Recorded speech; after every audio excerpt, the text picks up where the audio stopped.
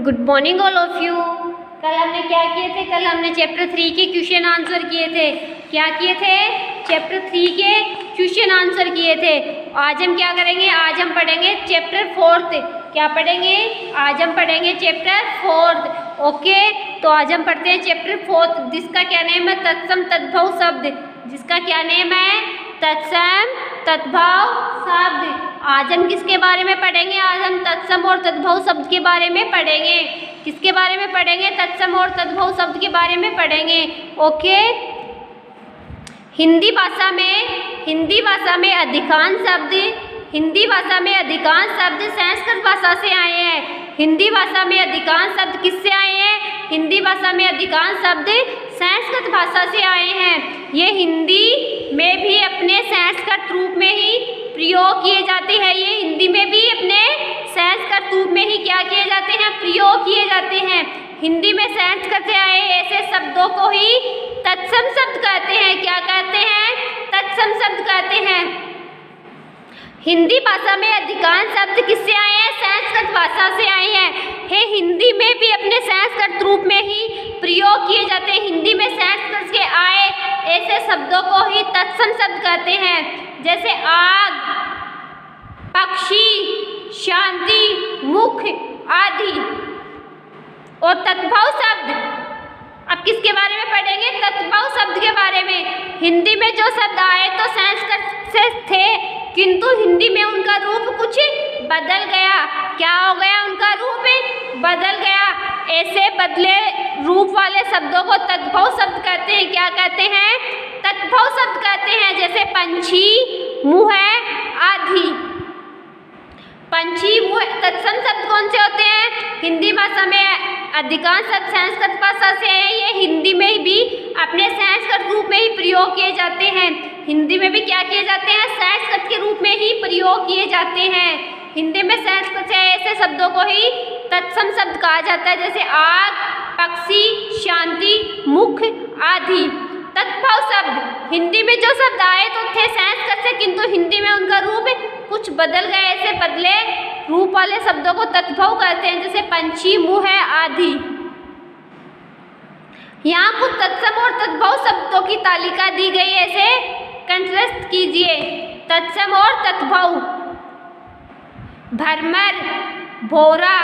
भ्रमर का तद्भव रूप क्या है? भौरा, चंदन, चांद, मक्षिका, मक्खी, सूर्य, सूरज, अरसू, आंसू, श्रृंगार, श्रृंगार, पुष्प, फूल, वाक, बात, अंधकार, अंधेरा, मातर, माता, पोतर, पोता, पक्ष, पंख, घट, घड़ा, अग्नि, आग, वानर, बंदर, मयूर, मोर, दद्दी, दही, नृत्य, नाच, कोकिल, कोयल, कोकिल, कोयल, मंडूक, मेंढक, मंडूक, मेंढक, गुहा, गुफा, धरित्री, धरती, पितर, पिता, पोत्री, पोती, काक, कोआ, कूप, कुआ। ये क्या है? तत्सम शब्द। और ये तद्भव शब्द। ये क्या है? तत्सम और ये तद्भव है। ओके, छात्र, छात्रा, वाम, बाया, कृषक, किसान, उष्ट, ऊंट, श्रप, सांप, मुख, मुँह, सौपन, सपना, मुष्टि, मुट्ठी, हैस, हाथ, ओष्ठ, होठ, अंगुली, उंगली, पूर्व, पूरब, दक्षिण, दाहिना, दंत, दांत, अमर, आम, नासिका, नाक, पक्षी, पंछी, शर्करा, शक्कर, पाद, पैर, हस्ती, हाथी, मूंड, मूंड, अंगूष्ठ, अंगूठा। तो आज हमने क्या पढ़े? आज हमने पढ़े तत्सम और तत्बहुः शब्द क्या पढ़े हैं? तत्सम और तत्बहुः शब्द। ओके, तो आपको अपने घर पे क्या करना है, आपको देखना है तत्सम शब्द कौन से होते हैं और तत्बहुः शब्द कौन से होते हैं। तत्सम शब्द कौन से होते हैं? ये हिंदी में भी अपने संस्कृत रूप में ही प्रयोग किए जाते हैं। हिंदी में संस्कृत से आए ऐसे शब्दों को ही तत्सम शब्द कहा जाता है, जैसे आग, पक्षी, शांति, मुख आदि। और तत्बहुः शब्द किसे कहा जाता है? हिंदी में जो शब्द आए तो किससे थे? संस्कृत से, किंतु हिंदी में उनका रूप कुछ बदल गया है। ऐसे बदले रूप वाले शब्दों को तत्बहुः कहते हैं, जैसे पंछी, मुँह आदि।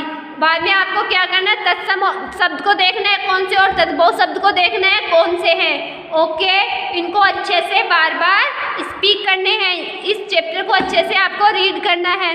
ओके, इसको आपको अच्छे से पढ़ना है और इस चैप्टर को समझना है कि तत्सम क्या होते हैं और तत्बहुः क्या होते हैं, तत्सम शब्द कौन से और तत्बहुः शब्द कौन से हैं। इस क्या करना है, आपको अच्छे से समझना है।